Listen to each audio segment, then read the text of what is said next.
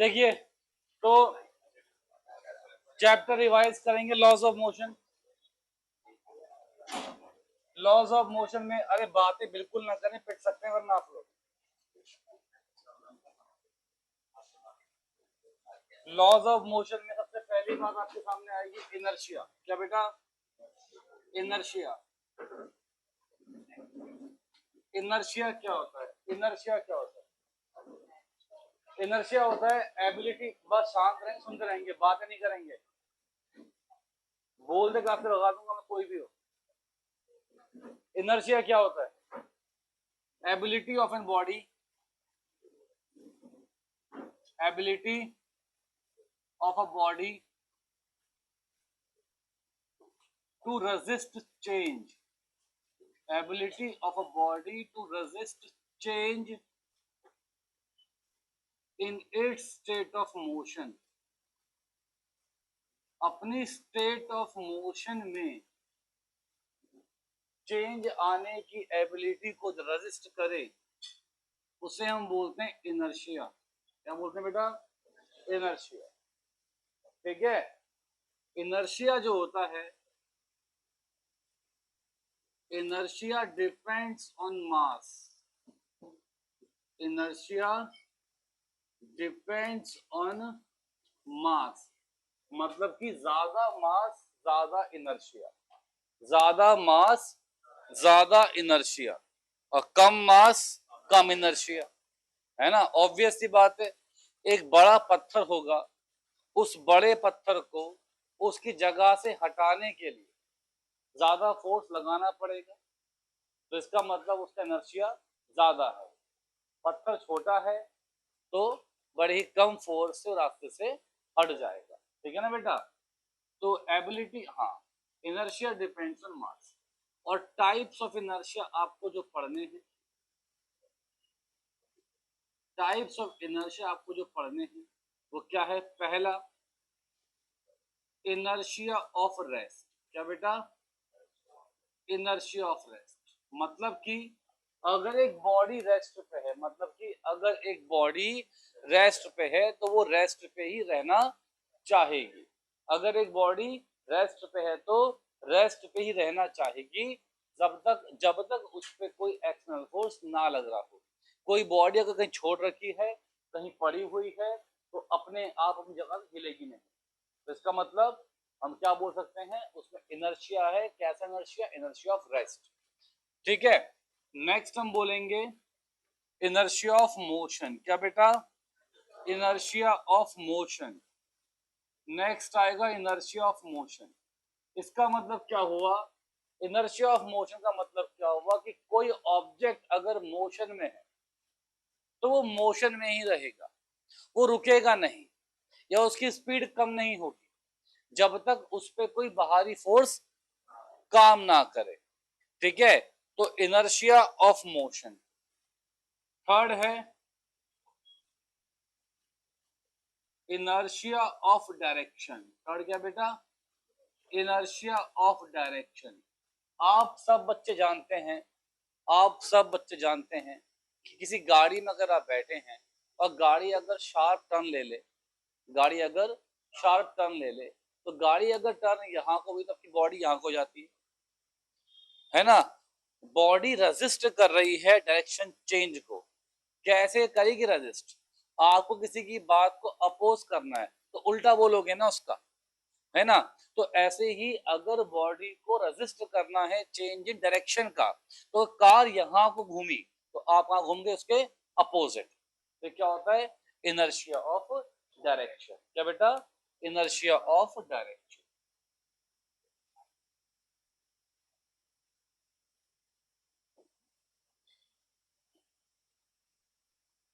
अब हम बात करेंगे इसके बाद लॉ ऑफ इनर्शिया। क्या बेटा? Law of inertia. Law of inertia बोल लेते हैं।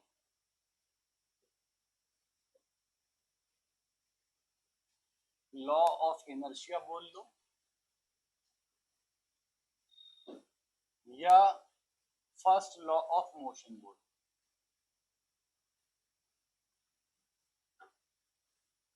लॉ ऑफ इनर्शिया बोल लो या फिर फर्स्ट लॉ ऑफ मोशन बोल लो। दोनों बातें कैसी हैं? एक समान। कैसी हैं बेटा? एक समान। ठीक है। लॉ ऑफ इनर्शिया, ऑब्वियस सी बात है, इनर्शिया का लॉ क्या होगा कि अगर किसी के स्टेट ऑफ मोशन को चेंज करना है तो उस पर कोई एक्सटर्नल फोर्स चाहिए होगा। तो if an object is in rest, if an object is in rest,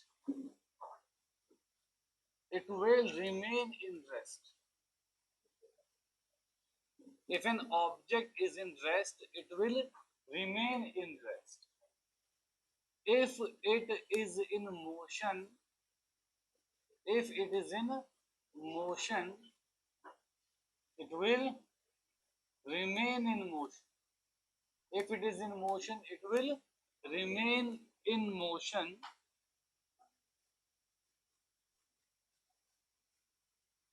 unless until an external force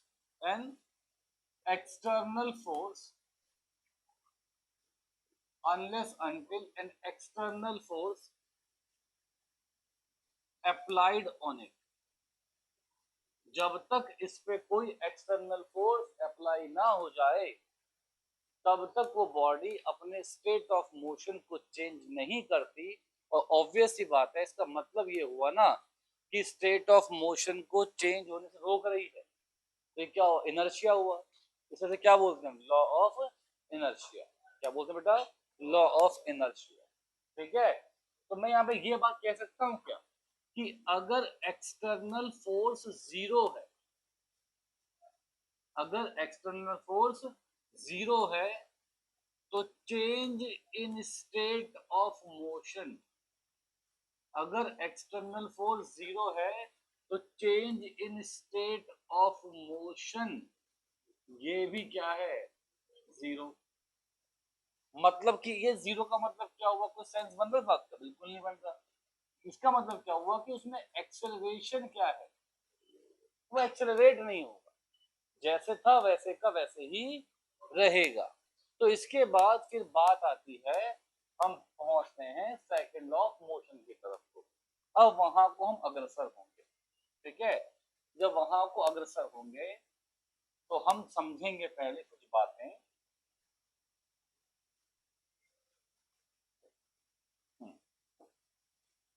सबसे पहले हमको पता है कि किसी भी ऑब्जेक्ट पे फोर्स हम पुश करके या फिर पुल करके लगा सकते।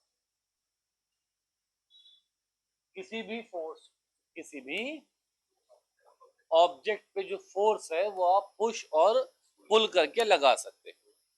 और कोई तरीका है फोर्स लगाने का? या तो पुश करूंगा या फिर उसे पुल करूंगा। ठीक है। ऐसे हम किसी भी ऑब्जेक्ट पे फोर्स लगा सकते हैं। नेक्स्ट बात ये है, आपको बात देखनी पड़ेगी,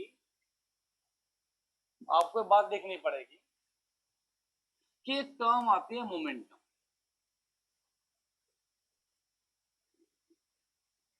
एक टर्म आती है मोमेंटम। मोमेंटम जो टर्म है, मोमेंटम होता है मास इनटू वेलोसिटी। कोई भी ऑब्जेक्ट जिसका मास हो और वो मोशन में हो, वो वेलोसिटी हो, तो उसके पास क्या है? मोमेंटम। क्या है उसके पास? मोमेंटम। अब भैया मोमेंटम क्या है? मोमेंटम एक वेक्टर क्वांटिटी। कैसी क्वांटिटी है? Vector quantity. Momentum is a vector quantity. ठीक है। तो इसको अपन डिनोट करते हैं किससे? पी वेक्टर से। ऑब्वियस ही बात है, लिखूंगा मैं m इंटू वी का वेक्टर। अब जितना मास बढ़ा दोगे उतना मोमेंटम बढ़ जाएगा। आप समझ सकते हो इस बात को कि अगर मैं कहूं कि 30 की स्पीड एक ट्रक की है और 30 की स्पीड एक कार की है, तो ज्यादा इम्पैक्ट कौन दे पाएगा? ट्रक दे पाएगा। उसका ज्यादा क्या है? मोमेंटम। उसका ज्यादा क्या है? मोमेंटम। तो जिसका मोमेंटम ज्यादा है, जिसका मोमेंटम ज्यादा है, ठीक है, उसका मास ज्यादा होगा या फिर उसकी वेलोसिटी ज्यादा होगी, या फिर उसकी वेलोसिटी ज्यादा होगी। ठीक है। तो मोमेंटम क्या होगा? मास इनटू वेलोसिटी का प्रोडक्ट। क्लियर है? समझ रहे हैं बात को? अगर मैं कहूं आप समझना मेरी बात को अच्छे से कि यहां से गाड़ी 30 किलोमीटर पर आवर की स्पीड से चली। इस गाड़ी का मास है मान लीजिए 500 किलो, ऐसा एज्यूम कर लो, काफी हल्की गाड़ी मान ली मैंने, पर ऐसा मान, ठीक है।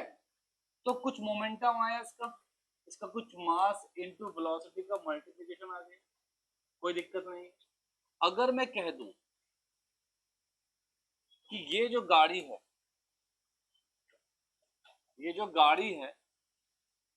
ये गाड़ी ने अब सडन ब्रेक मारा, सडन ब्रेक क्या कर दिया, सडन ब्रेक मार, है ना बेटा। और इसका मोमेंटम, इसकी वेलोसिटी क्या हो गई, 0। तो मोमेंटम कितना हो गया, 0। और टाइम लगा 2 सेकंड। 2 सेकंड के अंदर में गाड़ी रोक दी गई तेज ब्रेक मार के, ठीक है। अब अगले केस में आप देखेंगे कि ये गाड़ी मान के चल रही है 40 किलोमीटर पर आवर की स्पीड से। यहां पर मास फिर से इसका कितना है बेटा, 500 किलो। चलो 30 की स्पीड से मान लो, कोई दिक्कत नहीं। इसका कुछ मोमेंटम होगा m1v1। अब फिर से आपने ब्रेक मारे, पर अब जब ब्रेक मारे तो आप धीरे धीरे ब्रेक मार के स्पीड कम कर रहे हैं, है ना। फाइनल स्पीड तो 0 ही हो गई, पर टाइम लगा कुछ मान लो 8 सेकंड। कितना लगा, आप सब छोड़ दीजिए फिजिक्स वगैरह की बात, आप मुझे बताइए कि आपको ज्यादा फोर्स किस केस में फील होगा, सडन ब्रेक में कि लंबे टाइम के ब्रेक में, सडन ब्रेक में। इसका मतलब कि कितना मोमेंटम चेंज हुआ और कितने समय में चेंज हुआ, कितना मोमेंटम चेंज हुआ और कितने समय में चेंज हुआ, इसे अपन ने क्या बोला कि उतना फोर्स लगा, उतना फोर्स लगा। समझ गए बात को? सब बच्चे बात समझ पा रहे हैं मेरी? तो अब यहां से हमारे पास खोज होती है सेकंड लॉ ऑफ मोशन। इसकी बेटा second law of motion. Second law of motion क्या कहता है, सेकंड लॉ ऑफ मोशन कहता है आपसे कि rate of change of momentum, क्या बेटा, हाँ, rate of change of momentum is directly proportional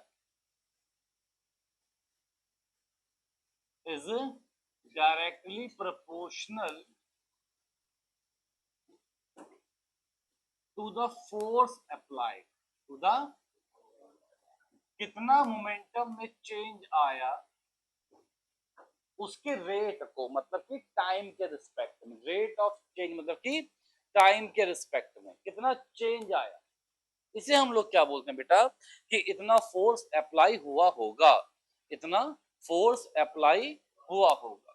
तो मुझे क्या बता पाएंगे, क्या मैं लिख दूं कि F क्या है, प्रोपोर्शनल है किसके, dp by dt, change in momentum. जब ये प्रोपोर्शन हटता है तो इसकी वैल्यू कुछ k यहाँ पे आती है और इसे हम बोलते हैं dp बाय dt। फिर फाइंड किया गया, एक्सपेरिमेंटली देखा गया कि इस k की वैल्यू नियर अबाउट क्या थी, 1 थी।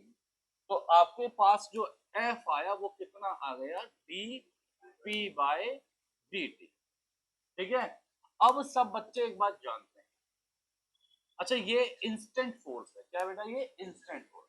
अगर एवरेज फोर्स होगा तो पता ही है क्या करना होगा, फिर final momentum minus initial momentum upon में टाइम, ठीक है। तो dp बाय dt कितना बेटा, dp बाय dt, तो हम बोलेंगे d by dt of mass into velocity. अब क्या बोलेंगे भाई साहब, मास को छोड़ा, वेलोसिटी का डेरिवेटिव प्लस वेलोसिटी को छोड़ा, मास का डेरिवेटिव, ये आ जाएगा। अब जनरली आप जो पढ़ते हैं उस केस में आप मास को कांस्टेंट लेके चलते हैं, क्या बेटा, मास को कांस्टेंट लेके चलते हैं। जब मास को कांस्टेंट लेंगे तो बहुत ऑब्वियस सी बात है, dm/dt क्या हो जाएगा, जीरो। क्या हो जाएगा, जीरो। तो अगर मास कांस्टेंट है, dm/dt बराबर जीरो है, तो मैं ये बोलूंगा भाई साहब कि dp/dt मुझे क्या मिल गया, mdv/dt। वेलोसिटी का डेरिवेटिव होता है एक्सेलरेशन। क्या होता है बेटा, एक्सेलरेशन। तो क्या मैं ऐसा बोल सकता हूं कि फोर्स इज इक्वल टू क्या बन जाएगा बच्चे, मास इनटू एक्सेलरेशन। ठीक है, अब सबको पता ही है, सब जानते ही हैं कि फोर्स एक वेक्टर क्वांटिटी है।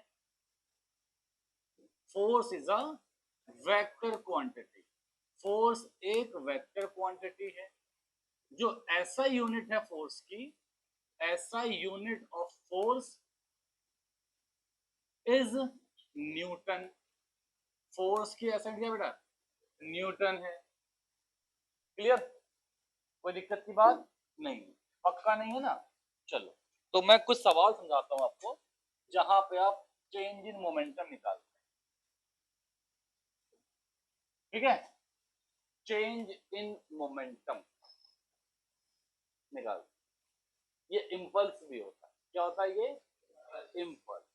क्या होता है ये, इंपल्स।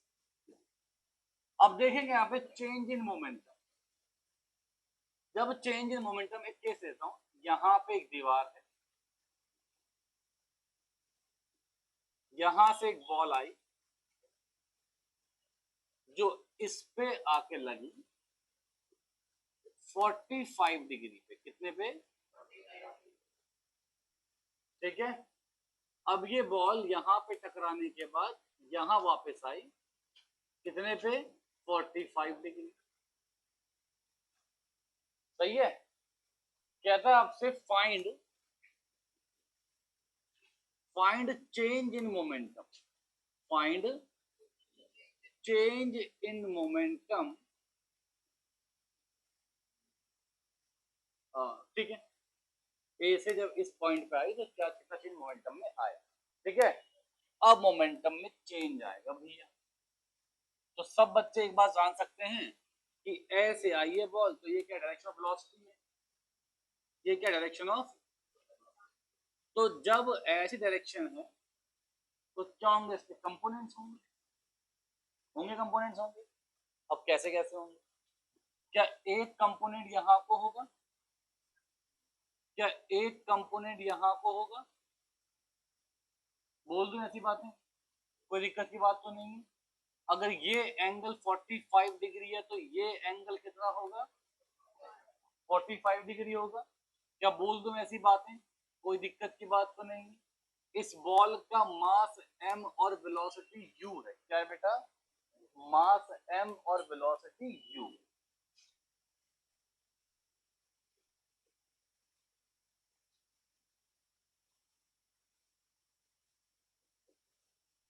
और टकराने के बाद मास सेम है और वेलोसिटी भी u ही है। क्या मान लो, u।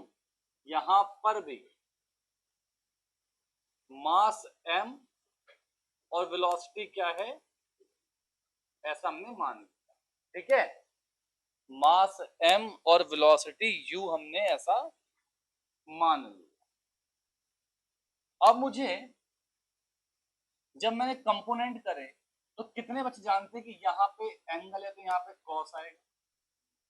तो क्या मैं ऐसा बोल दूं, वेलोसिटी का कंपोनेंट क्या हो गया, u cos 45 डिग्री। सब सहमत है इस बात से, कोई दिक्कत की बात नहीं है। यहाँ एंगल नहीं है तो ये कितना होगा, u sin 45 डिग्री। तो भाई साहब, अब मोमेंटम होता है मास इनटू वेलोसिटी। मैं इस वेलोसिटी को लिख सकता हूं u cos 45 degree I cap, है ना, plus u sin 45 degree j cap. कोई समस्या, कोई समस्या किसी को, अरे होनी चाहिए पगलेटों। j कैप तो नीचे को है ना, तो कितना आएगा, माइनस j कैप। ऐसी गलतियां काहे करते हो, बताते क्यों नहीं। माइनस, ठीक है, समझे। पर नीचे को है ना, यहाँ को x पॉजिटिव, यहाँ को y नेगेटिव। अब बात करते हैं, यहाँ पे करते हैं कंपोनेंट। अब बॉल आ रही है ऐसे, ऐसे आ रही है, तो मुझे दिख रहा है कि वेलोसिटी ऐसे है। अगर वेलोसिटी ऐसे है तो दो कंपोनेंट, एक कंपोनेंट ये वाला और एक कंपोनेंट, अरे समझ गए, कोई दिक्कत नहीं है। ये एंगल अगर 45 डिग्री है तो ये लाइन पैरेलल है, ये ट्रांसवर्सल है, तो ये कॉरस्पॉन्डिंग एंगल होगा ना बेटा। कितना हो गया 45 डिग्री। तो किस किस को मालूम पड़ता है कि जहां एंगल है वहां पे कॉस आएगा, आएगा कॉस। तो यहाँ पे क्या बनेगा, u cos 45 डिग्री। यहाँ पे क्या बन रहा है, u sin 45 डिग्री। अच्छा, अभी गहरी बात, कोई गहरी बात नहीं, सब आसान बात। अगेन जो आपका u वेक्टर बन रहा है, इसे लिख दूं मैं ui, लिख दूं मैं uf, इनिशियल वेलोसिटी और फाइनल वेलोसिटी। इसको मैं लिख दूं ऐसा कुछ, u माइनस में आएगा ना, x भी क्या है नेगेटिव, y, अच्छा बैठ जा बेटा, यहाँ तो तीन बच्चे बैठे हैं। x भी क्या है नेगेटिव और y भी क्या है नेगेटिव, x भी क्या है नेगेटिव, y भी क्या है नेगेटिव। तो क्या बोलूंगा, minus cos 45 degree I cap minus, minus कितना बेटा, minus u sine 45 degree j cap. अगर मैं इनिशियल वेलोसिटी को मास से मल्टीप्लाई कर दूंगा, अगर इनिशियल वेलोसिटी को मास से मल्टीप्लाई कर दूंगा तो क्या मुझे दिख जाएगा, मास इनटू वेलोसिटी, मोमेंटम होता है। तो मोमेंटम क्या बन गया, अच्छा cos 45 की वैल्यू कितनी होती है, 1/√2, कितनी होती है, तो क्या बोल दूं, m u बाय √2 आई क्या बोल दो, कोई दिक्कत नहीं है। फिर अगेन इससे भी इंटू होगा मास, पूरे से इंटू होगा ना, ये भी कितना होगा 1/√2, तो माइनस एम यू बाय √2 जे क्या है। फिर हम बात करते हैं पी फाइनल इसकी, तो वो होता है m इंटू यू फाइनल, क्या बेटा, m इंटू यू फाइनल। अब इसे इंटू करें, कितना होगा, माइनस m अपॉन में √2 आई कैप। फिर इससे इंटू करें, माइनस m अपॉन में u बाय √2 जे कैप। और हमें निकालना क्या था, हमें निकालना था चेंज इन मोमेंटम, हमें निकालना था चेंज इन मोमेंटम। अब चेंज इन मोमेंटम क्या होगा भाई साहब, P final minus P initial, P final minus P initial. क्या है P final, minus M U I cap by √2 minus M U by √2 J cap. इससे माइनस कर दो पी इनिशियल, ये है इनिशियल, कितना बेटा, M U by √2 I cap minus minus M U by √2 J cap.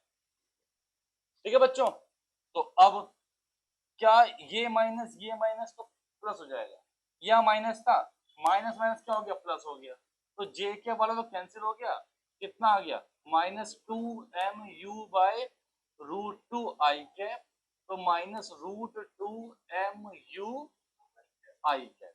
ये क्या आ गया बेटा, चेंज इन मोमेंटम। क्या आ गया, चेंज इन, लिखें सब बच्चे जो पढ़ा है। चलिए भाई, समझ लिख लिया है, नेक्स्ट पे आते हैं।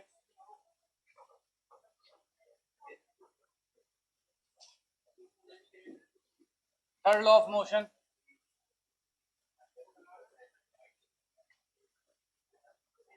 देखिए बिल्कुल बात नहीं, बिल्कुल बात नहीं, समझे। थर्ड लॉ ऑफ मोशन,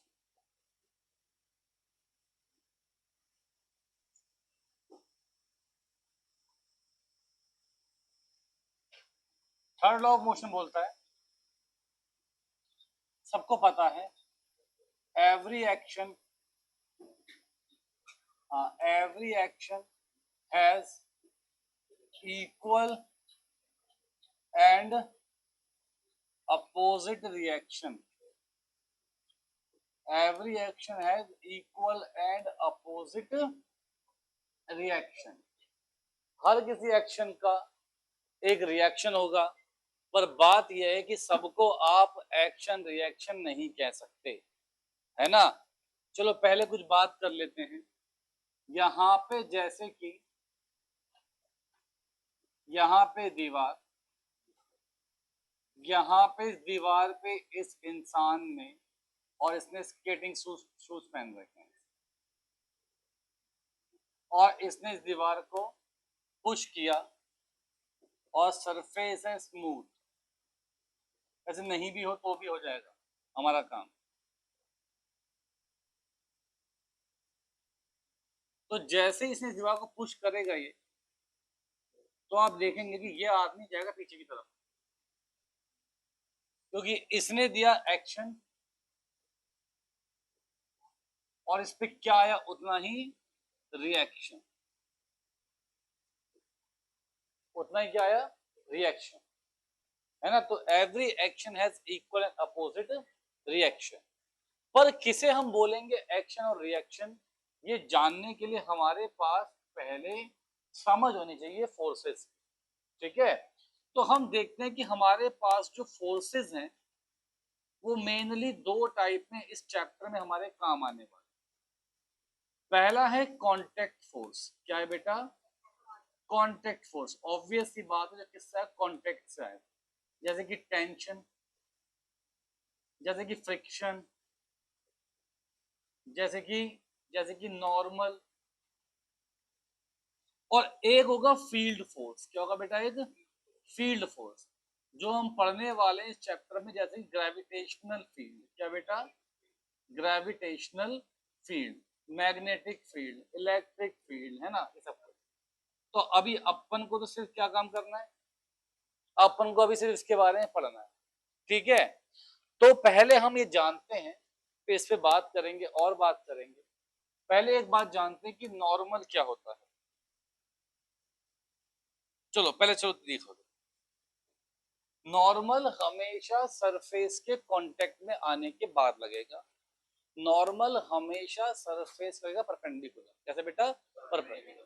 देखो समझना भी आप, क्या यहाँ पे जो इस आदमी ने फोर्स लगाया दीवार पे, वो कांटेक्ट की वजह से आया, तो वो क्या था, कांटेक्ट फोर्स। जो इस पे रिएक्शन आया वो भी किसकी वजह से आया, वो भी क्या था, कांटेक्ट फोर्स। तो इसका मतलब ये क्या होगा, एक्शन रिएक्शन होगा। क्या होगा, क्या होगा, एक्शन रिएक्शन। मतलब कि जहां पे फोर्स सेम टाइप के हो, जहां पे फोर्स क्या हो। तो हमें एक बात समझनी पड़ेगी कि action reaction must be of same type. Action reaction forces same type के होने चाहिए। अगर ऐसा नहीं होगा तो आप उन्हें एक्शन रिएक्शन नहीं कह सकते। जैसे कि आप, क्या बात है बेटा, बहुत ही गहरी बात कर रहे हैं बच्चे, बता रहा हूँ, बहुत ही गहरी बात है। जैसे कि मान लीजिए एक टेबल है, इस टेबल पे एक ब्लॉक पड़ा हुआ है, इस टेबल पे ये ब्लॉक पड़ा हुआ है। अब इस ब्लॉक का कुछ मास m है, तो इस पे नीचे को लगेगा mg, ठीक है। ऊपर लगेगा नॉर्मल।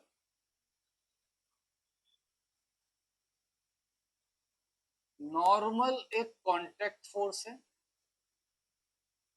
नॉर्मल एक कांटेक्ट फोर्स है, mg एक फील्ड फोर्स है, नॉर्मल एक कांटेक्ट फोर्स है, mg एक फील्ड फोर्स है। तो यहाँ पे टाइप ऑफ फोर्स क्या है, अलग अलग है ना। तो हम बोलेंगे type of force, type of force is not same, type of force is not same, so therefore N and mg, normal or mg, are not action reaction. Action reaction के लिए क्या होना पड़ेगा? सेम टाइप का force होना पड़ेगा। Action reaction के लिए सेम टाइप का फोर्स होना, क्या बात है बेटा, ठीक है, क्लियर है बात, कोई दिक्कत की बात तो नहीं है, बहुत ही बढ़िया, बहुत ही बढ़िया। इसके बाद हम बोलें तो हमको एक बात समझ में आती है, एक्शन रिएक्शन की जो कंडीशंस है, एक्शन रिएक्शन की जो कंडीशंस है वो हम थोड़ा लिख लेते हैं। एक्शन रिएक्शन की कंडीशन थोड़ा लिख लेते हैं। पहली condition, forces must be of same type. जिनको आप एक्शन रिएक्शन बोलने वाले हैं वो दोनों क्या होने चाहिए? सेम टाइप के होने चाहिए। दूसरी बात, आप यहां पे गौर करें, एक्शन लगा दीवार पे, रिएक्शन लगा आदमी पे। यहां पे आप गौर करें, एमजी भी लग रहा है ब्लॉक पे और नॉर्मल भी लग रहा है ब्लॉक पे, तो एक्शन रिएक्शन कभी भी सेम बॉडी पे काम नहीं करते। एक्शन रिएक्शन कभी भी सेम बॉडी पे काम नहीं करते, है ना। Action reaction not occur on same body। Action reaction same body पे कभी नहीं लगेंगे, ठीक है। अरे गजब देवांश भाई, एक्शन रिएक्शन, अगर देवांश क्लास पहली ले ली होती ना मैंने तो मुझे आज ऐसा नहीं करना पड़ता। रिकॉर्डिंग देखिए, action reaction never cancel out each other. यहां पे आप ऐसा बोल सकते हैं कि ये ब्लॉक नीचे नहीं गया ना ये ब्लॉक ऊपर गया, क्योंकि नॉर्मल ने mg को कैंसिल कर दिया, ठीक है। पर यहाँ पे ऐसा नहीं हुआ, इसने फोर्स लगाया पीछे आया, क्योंकि नॉर्मल ने mg को, सॉरी वो हाँ एक्शन रिएक्शन, ठीक है। लिखें सब बच्चे,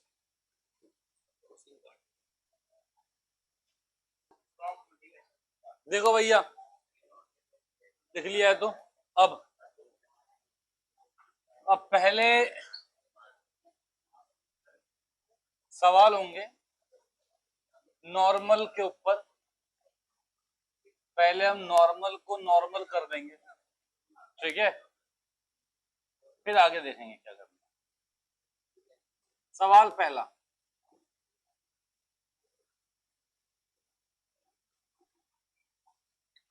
ये एक ब्लॉक, इसका मास है 5 kg। ये एक ब्लॉक, इसका मास है 5 kg। कहते हैं कि फाइंड नॉर्मल। टेंशन मत लेना, बिल्कुल सिंपल से लेके टफ से चलेंगे, आप जानते ही, ऐसी कोई दिक्कत की बात तो है नहीं, ठीक है ना। सबको पता है सिफा होता है, सबको मालूम है ये ब्लॉक ना तो मूव कर रहा है अपवर्ड ना मूव कर डाउनवर्ड, तो फोर्स क्या होंगे? बैलेंस होंगे, ठीक है ना। तो इसका मतलब बेटा जी ऊपर आया तो नॉर्मल। नॉर्मल क्या होता है? नॉर्मल, नॉर्मल हमेशा, नहीं तमीज से ऐसे नहीं, ऐसे नहीं, normal always perpendicular to the, always perpendicular to the surface, बेटा बातें नहीं, always perpendicular to the surface and act towards object,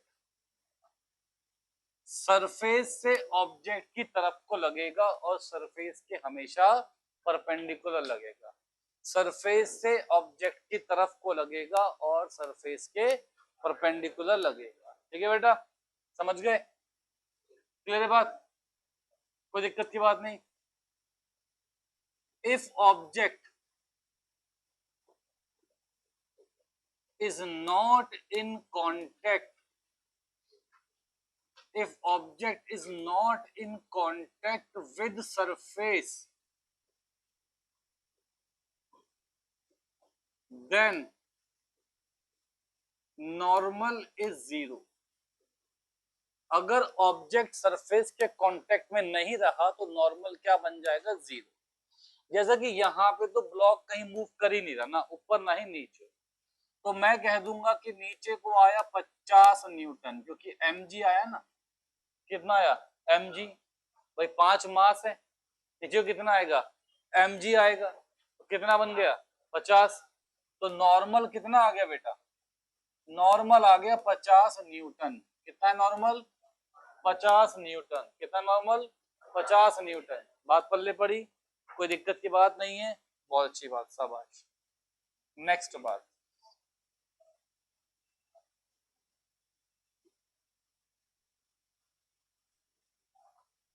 सवाल देखिए पहला, फिर से दूसरा, क्वेश्चन नंबर 2। सवाल ये है, अब यहां एक ब्लॉक है,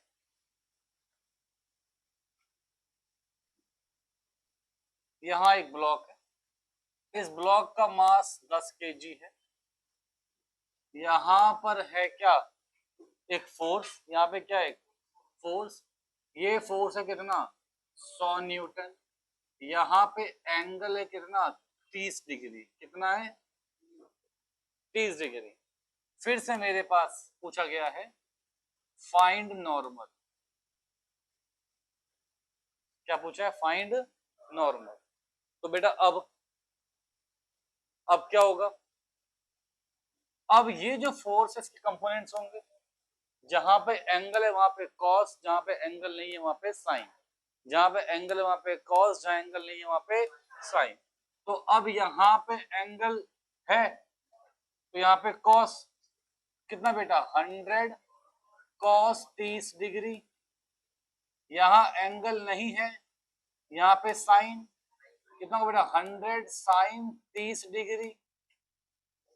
तो 100 साइन 30 डिग्री मतलब कि साइन 30 1/2, 100 इंटू 1/2 कितना बेटा? 50 न्यूटन। कितना बेटा? आपको मालूम पड़ा, ऊपर एक फोर्स तो नॉर्मल है और ऊपर नीचे एक फोर्स क्या है? mg। ऊपर एक फोर्स नॉर्मल है, नीचे एक क्या है? mg। तो क्या मैं ऐसा बोल सकता हूँ बेटा कि ये नॉर्मल और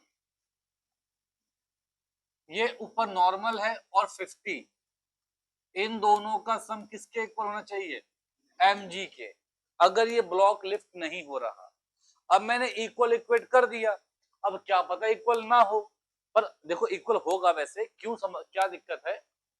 नीचे फोर्स कितना आएगा? नीचे फोर्स आएगा mg, मतलब कि 100 न्यूटन। कितना?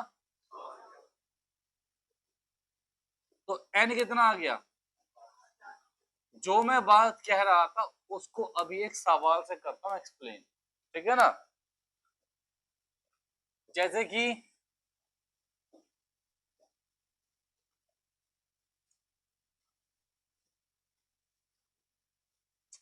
अगला सवाल है थर्ड,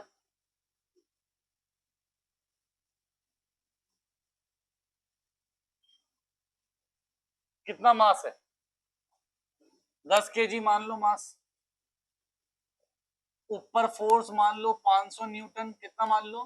500 न्यूटन। यहाँ पे कितना एंगल मान लिया? 30 डिग्री। कितना माना एंगल? अच्छा मैंने यार ये लिखवा दिया मैंने, फोर्स इक्वल टू, हाँ ये लिखवा दिया मैंने, मुझे लगा नहीं लिखवा दिया। ठीक है, अब ऊपर को ऊपर को कितना फोर्स आएगा 500 इंटू साइन 30 डिग्री। जहां एंगल नहीं है वहां पे साइन कंपोनेंट और जहां पे एंगल है वहां पे कॉस कंपोनेंट। तो अभी मैं क्या करूंगा 500 इंटू 1/2 कितना 250 न्यूटन। कितना बेटा तो ऊपर लग रहा है 250 न्यूटन, नीचे क्या लग रहा है बेटा mg 100 न्यूटन। अच्छा नीचे को लग रहा है फोर्स 100 न्यूटन। अब इतनी सी बात थी, सिंपल सी बात ये थी कि कितना फोर्स हमें चाहिए, कितना फोर्स नॉर्मल आएगा। अब नीचे को जो फोर्स 100 है, ऊपर लग गया कितना फोर्स 250। अगर फोर्स 250 ऊपर लग गया तो मैं क्या ये बोल सकता हूँ कि ब्लॉक विल लिफ्ट अप, है ना बेटा। ये ब्लॉक क्या हो गया ऊपर लिफ्ट हो गया, the block will lift up. अगर ब्लॉक लिफ्ट अप होगा, लिफ्ट अप हो जाएगा तो हम बोलेंगे नो कांटेक्ट विद सरफेस। क्या बोलेंगे बेटा नो कांटेक्ट विद सरफेस। अगर सरफेस से कांटेक्ट नहीं है बच्चे तो इसका मतलब नॉर्मल फोर्स भी नहीं आएगा। तो नॉर्मल कितना जाएगा बेटा 0। अगर सरफेस से कांटेक्ट नहीं है तो नॉर्मल 0। ठीक है। अब नॉर्मल से जरूरी कि ऐसे लगता है। अगर मैं यहां देखूं एग्जांपल एक और देखूं, सवाल नंबर 4,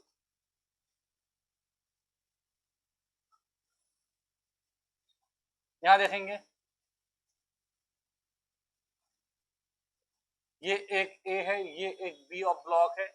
इसका मास मान लीजिए 5 किलो है, इसका मास मान लीजिए 3 किलो है। यहां से 24 न्यूटन का फोर्स आया। ठीक है, कोई दिक्कत की बात नहीं है। अभी आपको ये बात पता होनी चाहिए, सोचो बेटा जब तक इन दो ब्लॉक के बीच में गैप रहेगा, मान लीजिए ये दो ब्लॉक दूर दूर है, ठीक है ना, ब्लॉक ए यहां पर है तो ब्लॉक बी कहीं यहां पर है, ऐसे मान लीजिए, और मैंने ब्लॉक ए पे फोर्स लगाया तो ऑब्वियस सी बात है ब्लॉक ए तो मूव करेगा पर ब्लॉक बी मूव नहीं करेगा। फिर एक समय के बाद ये ब्लॉक ए टकराया किससे ब्लॉक बी से, जब ये मिला तो क्या हुआ कांटेक्ट। क्या हुआ बेटा कांटेक्ट। तो क्या लगा कांटेक्ट फोर्स। क्या लगा कांटेक्ट फोर्स। और ये क्या देगा ये नॉर्मल लगाएगा बेटा नॉर्मल। अगर ये इस पे लगाएगा नॉर्मल तो ये भी इस पे लगाएगा नॉर्मल। कैसे मालूम पड़ेगा आप फिर इमेजिन करें।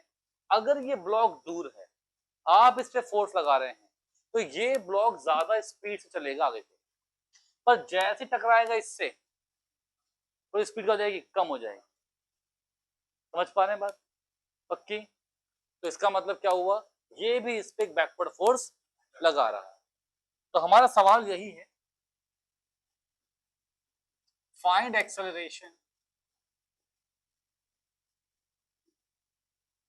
and find acceleration and normal between two blocks.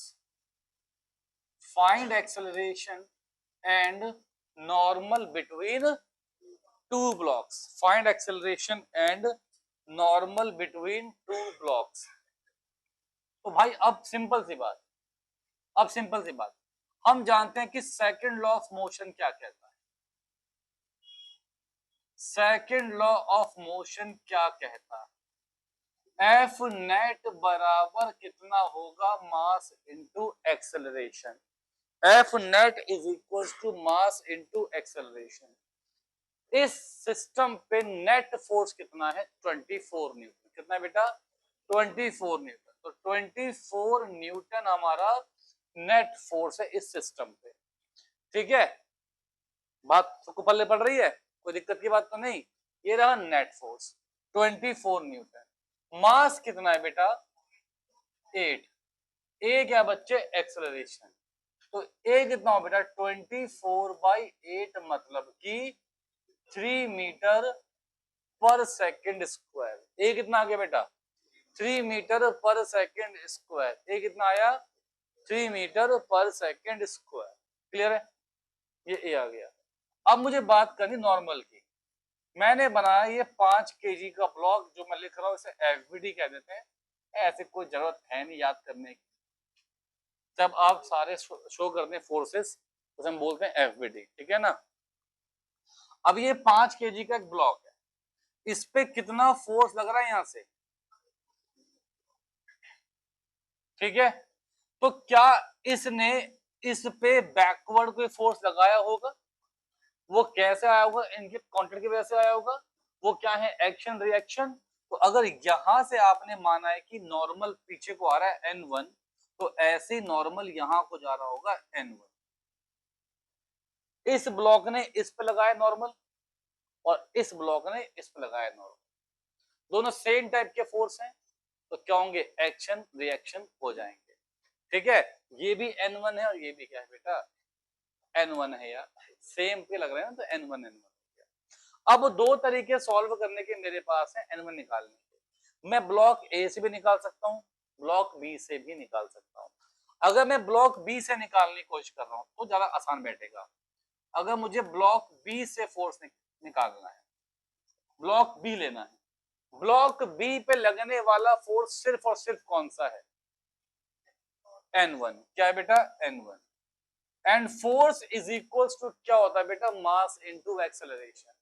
Force equal to क्या है बेटा, मास इनटू एक्सेलरेशन। समझ रहे हैं बच्चे आप लोग, force equals to mass into acceleration.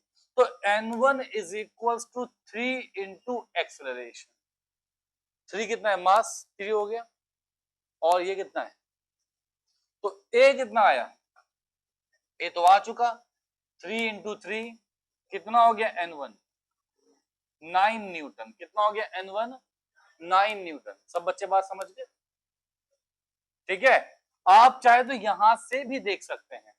मुझे बताइए कि इस 5 केजी के ब्लॉक में नेट फोर्स कितना होगा, 24 यहां को, n1 यहां को, तो कितना होगा, 24 माइनस n1, यही होगा net force. Net force equals to कितना होता है, मास इनटू एक्सेलरेशन। इस ब्लॉक का कितना मास है, 5, ए कितना आ चुका है, 3, तो 24 माइनस 15 बराबर n1। यहां से भी कितना आ रहा है, 9 न्यूटन। यहां से भी 9 आएगा, वहां से भी 9 आएगा। नहीं नहीं, बस यहाँ एक बार मैंने फाइंड करा, यहां से उनको, एक बार यहां से।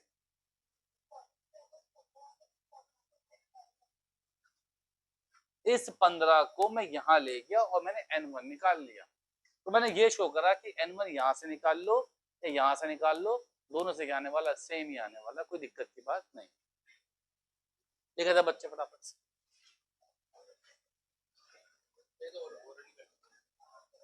चलिए भाई, अब देखिए नेक्स्ट सवाल। अब देखिए नेक्स्ट सवाल बेटा, एक ब्लॉक, दो ब्लॉक, तीन ब्लॉक, ठीक है। एक का मैं नाम दिया मैंने ए, एक का नाम बी, एक का नाम सी। 5 केजी, 3 केजी, 2 केजी। अब सवाल ये है, find acceleration, find acceleration and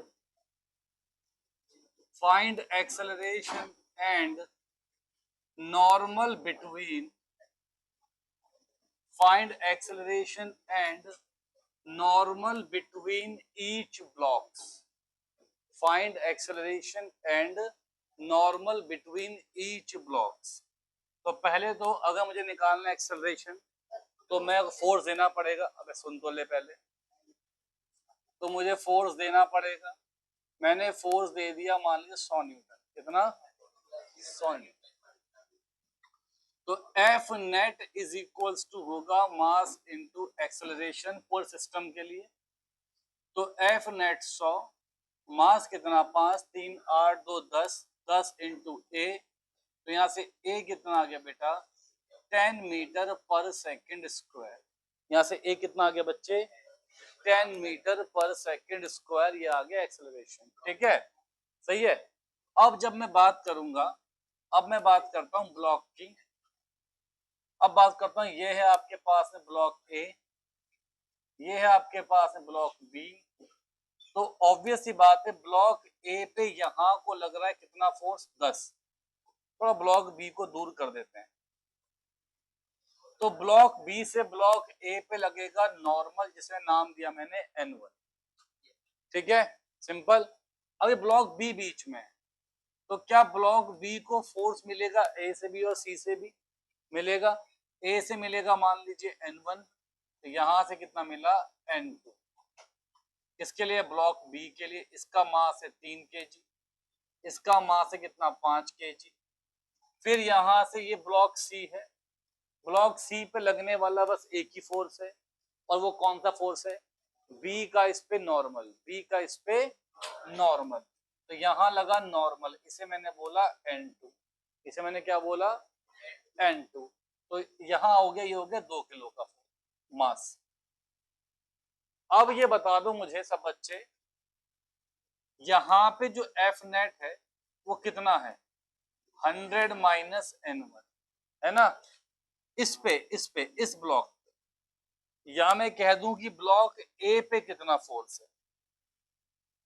block ए पे कितना फोर्स है? वो कितना है? 100 माइनस N1। इसके बाद ब्लॉक बी पे कितना फोर्स है? क्योंकि कहां को मूव कर रहा है सिस्टम? यहां को मूव कर रहा है, तो N1 बड़ा होगा, तो हम बोलेंगे N1 माइनस N2। यहां पे कितना फोर्स है सी पे? सिर्फ N2। अब फोर्स इक्वल टू कितना होगा? Mass into acceleration. तो N2 कितना मास है? 2। कितना है एक्सेलरेशन? 10। तो N2 कितना आ गया? 20 न्यूटन। कितना बेटा? 20 न्यूटन।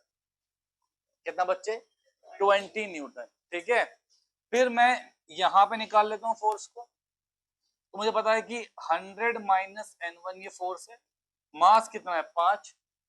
तो 5 इंटू एक्सेलरेशन, 5 इंटू 10, तो 100 माइनस N1 बराबर 50।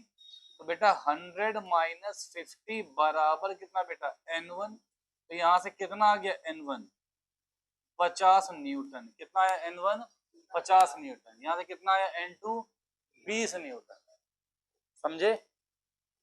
कोई दिक्कत? सिंपल है, ठीक है ना? चलिए, तो नॉर्मल कुछ पल्ले पड़ा हमारे कि नॉर्मल फोर्स कैसे लगता है, क्या होता है। ठीक है, अब हम बात करते हैं टेंशन की। किसकी बेटा? क्या कहे सर, टेंशन बात मत करो, चिल मारने आए हम लोग। अब बात करते हैं टेंशन की। किसकी? टेंशन।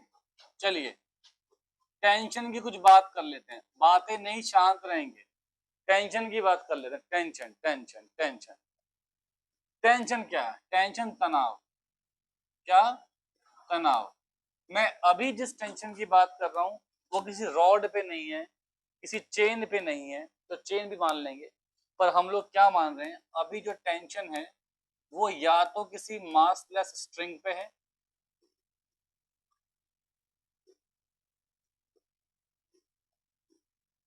या फिर किसी चेन पे मान लो। चेन से फायदा क्या होगा? चेन का तो मास होगा ना पूरे में। ठीक है, तो 2 बार है। एक बार जो स्ट्रिंग है उस पे मास नहीं है, एक बार जो स्ट्रिंग है उस पे मास है। एक बार स्ट्रिंग पे मास नहीं है, एक बार स्ट्रिंग पे मास है। तो अब देखते हैं क्या होगा। अगर स्ट्रिंग मासलेस है तो हम बोलेंगे उसमें टेंशन सेम रहेगी हर पॉइंट पे। टेंशन सेम रहेगी हर हर पॉइंट पे।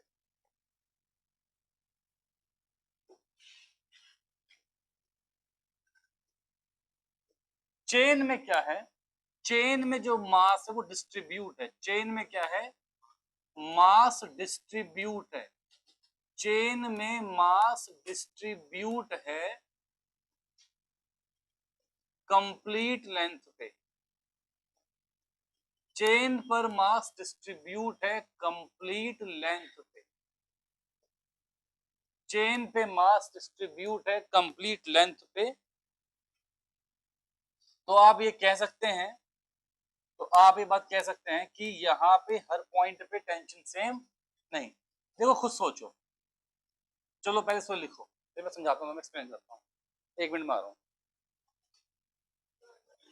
ठीक है, अभी देखो इसमें क्या है, आप समझे, जब मैं कह रहा हूं कि मासलेस स्ट्रिंग, मैं कह रहा हूं मासलेस स्ट्रिंग, समझना, ये एक स्ट्रिंग है, इसके एंड में लगा दिया एक ब्लॉक, इसका मास है m और ये स्ट्रिंग है मासलेस। जैसे आप है सेंसलेस, ऐसी स्ट्रिंग क्या है, मासलेस। तो देखेंगे मिश्रा साहब, अगर मैं मिश्रा साहब इस पॉइंट को देखूं, इस पॉइंट को देखूं, तो इस पॉइंट पे कितने मास का बर्डन आएगा, सिर्फ m का, क्योंकि बाकी पूरा तो क्या है, मासलेस। आप इस पॉइंट पे देखें, इस पॉइंट पे तो कितने मास का बर्डन आएगा, इतने ही मास का। फिर इसको देखें, इस पॉइंट को, इतने ही मास का। और मिश्रा साहब मैं अब आपसे कहता हूं कि मैंने यहां पे लगा दिए चेन,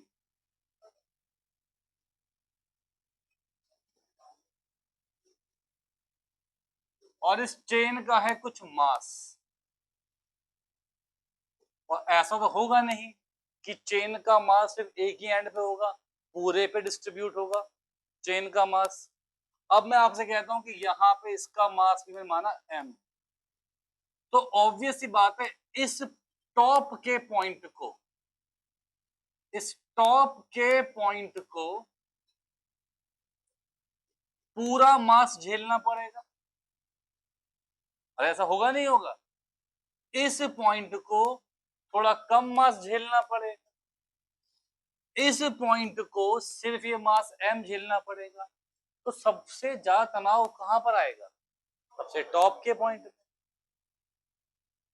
समझ रहे हैं। तो देखा होगा ना, जब टूटती है चेन तो कहां टूटती है, टॉप से टूटती है मेन, क्योंकि तनाव सबसे ज्यादा कहां पर आएगा। क्या बात है यार, तुम तो बहुत ही होशियार।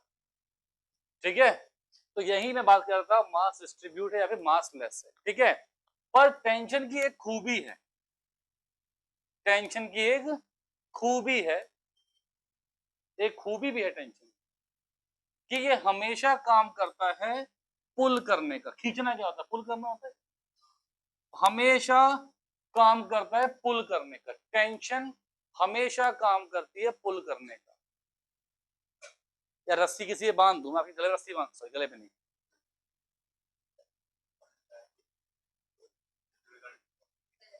रिजल्ट के बाद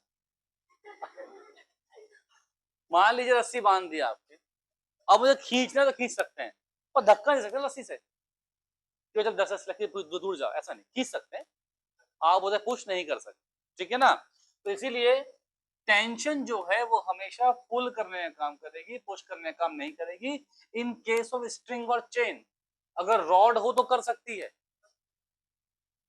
बात किसकी हो रही है, स्ट्रिंग चेन वगैरह की, इनकी बात हो रही है, ठीक है ना। अभी देखिए इसका काम पुल कर रहे हैं पापा। दूसरी बात, ये हमेशा ऑब्जेक्ट से,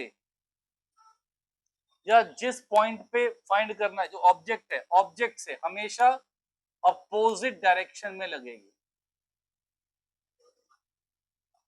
ऑब्जेक्ट से अपोजिट डायरेक्शन में लगेगी। कौन लगेगी, टेंशन। कौन लगेगी, टेंशन, ठीक है ना। अभी यहां पे देखो टेंशन कहां को लगेगी, टेंशन कहां को लगेगी, क्योंकि खींच रही है ना, इसका काम क्या है, खींचने का काम। इस पॉइंट को ये खींच रही नीचे को, तो टेंशन कहां को है।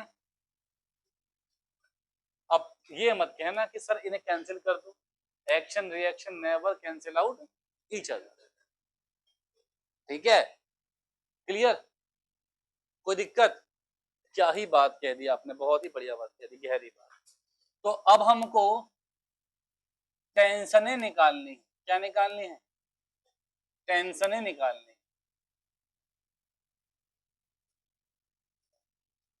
यहाँ पे एक ब्लॉक का मास m1 है, यहाँ पे एक ब्लॉक का मास m2 है, इसके पापा कुली, इसका नाम है कुली, ठीक है। भाई साहब ये नीचे को नहीं आने वाली। अब ये स्ट्रिंग कुछ ऐसे ऐसे खींचेगी, जो भी होगा। मैं ऐसा मान रहा हूं कि m1 किससे बड़ा है, m2 से, है ना। m1 किससे बड़ा है, हमें बताना है find acceleration, find acceleration, find acceleration Mishra साहब, है ना। अब नाचू क्या इसमें, बंद करो। Find acceleration and find tension, find acceleration and tension, find acceleration and tension. पास्ता आ जाएगा, ये आसान है बेटा, है ना। पास्ता बेटा क्या कह रहा है, मेरा नाम मैक्रोनी है, पास्ता नहीं। देख बेटा गुस्सा हो गया बे, अब बताऊंगी इसको नूडल्स। देखो बेटा ये है m1, यहाँ आस्ता बेटा, अगर ये मास m1 है, ये मास बड़ा है, तो ये सिस्टम, ये ब्लॉक कहाँ को आएंगे, नीचे को आएगा, और ये ब्लॉक कहाँ जाएगा, ये ब्लॉक ऊपर को जाएगा। ये नीचे को क्या बना मैंने, m1g, ये ऊपर को मैंने क्या बोल दिया, टेंशन, ठीक है। उसके बाद यहाँ पे नीचे को कितना आया, m2g। अब एक बात ध्यान रखना, सेम स्ट्रिंग सेम टेंशन, अगर मासलेस है, क्या है, मासलेस, क्या है, मासलेस, ये स्ट्रिंग है मासलेस, स्ट्रिंग मासलेस है, एंड इनएक्सटेंसिबल, मतलब कि ना तो ये खींचेगी और ना ही इसका कोई मास है, ये मास लेस है, क्या है, मास लेस, ठीक है। और ये बात भी क्या है, सेंसलेस, क्या हो सकती है, मासलेस, है ना। पर तुम हो सकते हो क्या, हाँ भाई। तो अब ये रस्सी खींचेगी नहीं, ये स्ट्रिंग है, ये क्या है, इनएक्सटेंसिबल। तो जब ये ऊपर को आएगा तो नीचे को जाएगा, ऑब्वियस है, ये मास ज्यादा है तो ये मास नीचे को आएगा। अब मुझे बताना है, अब मैं बनाऊंगा, ये साथ में मूव करेंगे, तो ये क्या हो गया, एक्सेलरेशन नीचे को, तो इसमें ही एक्सेलरेशन ऊपर को, तो टेंशन टी यहां पर भी आ गई। अभी मैं एक बात जानूंगा, तुम भी जान लो, मैं पहले M2 ब्लॉक के लिए FBD बना रहा हूं। M2 ब्लॉक पे, M2 ब्लॉक पे कौन से दो फोर्स लग रहे हैं, M2 ब्लॉक पे कौन से दो फोर्स लग रहे हैं, एक तो लग रहा है M2 ब्लॉक पे ऊपर को टेंशन, एक लग रहा है M2 ब्लॉक पे नीचे को M2G। ये M2 ब्लॉक कहां को जा रहा है, ऊपर को या नीचे को, ऊपर को। तो जहां को ब्लॉक जा रहा है वहां का फोर्स बड़ा होगा कि नहीं होगा, तो फोर्स बड़ा कौन सा हो गया, फोर्स बड़ा कौन सा हो गया, टेंशन। तो हम बोलेंगे टेंशन माइनस M2G बराबर M2A, है ना। टेंशन में से माइनस करा ये फोर्स, तो आ गया नेट फोर्स, और नेट फोर्स किसके इक्वल होता है, मास इनटू एक्सेलरेशन। फिर मैंने बनाई FBD, बनाया M1 का, किसका बनाया, FBD M1 का। मुझे बताओ फोर्स कौन, अब इस पे ऊपर लग रहा है टेंशन, नीचे लग रहा है M1G, ये ब्लॉक कहां जा रहा है, नीचे को, तो कौन सा फोर्स बड़ा होगा, तो क्या मैं इसे बोल दूं, M1G minus tension is net force, M1G minus tension is net force, और नेट फोर्स किसके इक्वल है, किसके इक्वल है, तो ये कितना हो गया, M1A। दोनों को मैंने जोड़ा, टेंशन से टेंशन गया, इसको मैंने बोला M1G माइनस M2G बराबर M1 प्लस M2A, ये बोल दूं M1 plus M2A, clear, M1 plus M2A। यहां से A कितना आएगा, ये आएगा M1G माइनस M2G अपॉन में कितना बेटा, m1 plus m2, g common ले लूं तो m1 माइनस m2g अपॉन में m1 प्लस। अब इतनी बड़ी बात को ऐसे तो आपको लिख के दिखाना एकेडमिक्स में, है ना, अपने स्कूल वगैरह में, वरना आप सिंपल सी बात बोल सकते हैं कि एक्सेलरेशन जो आएगा वो आता है driving force minus opposing force divided by total mass. Driving force minus opposing force divided by total mass. अभी ड्राइविंग फोर्स क्या है? जो फोर्स नीचे लेके आ रहा है ना, जो खींच रहा है। कौन खींच रहा है? जो रोक रहा है वो कौन है? पर जितना यहां पे मास बढ़ा दोगे उतना ये मास नीचे कम जाएगा। तो रोक कौन रहा है? m2g। कौन रोक रहा है? m2g अपॉन में टोटल मास। एमसीक्यू में आ जाए, स्कूलों में तो ऐसे लपेट देना, ठीक है? कोई दिक्कत की बात है क्या? नहीं है। अब इसमें निकाल लेते हैं टेंशन, थोड़ी सी टेंशन निकाल लेते हैं। कुछ नहीं करना मुझे एक्सेलरेशन की वैल्यू यहाँ पुट कर देनी है। इसे बोलता हूं मैं इक्वेशन 1, है ना? तो क्या बोलूंगा? Put value of A in equation 1। तो tension minus m2g mine is equals to m2। A कितना हो गया? m1 माइनस m2 अपॉन में m1 प्लस m2 इंटू जी। तो अब क्या मैं यहां से कुछ ऐसा कह सकता हूं बेटा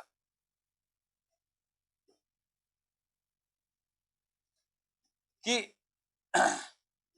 यहां जाके ऐड कर देंगे ना इसे, तो ऐसे बोल दूं m2 m1g, मतलब माइनस इंटू कर रहा हूं पहले, है ना, माइनस m2 का स्क्वायर g अपॉन में m1 प्लस m2।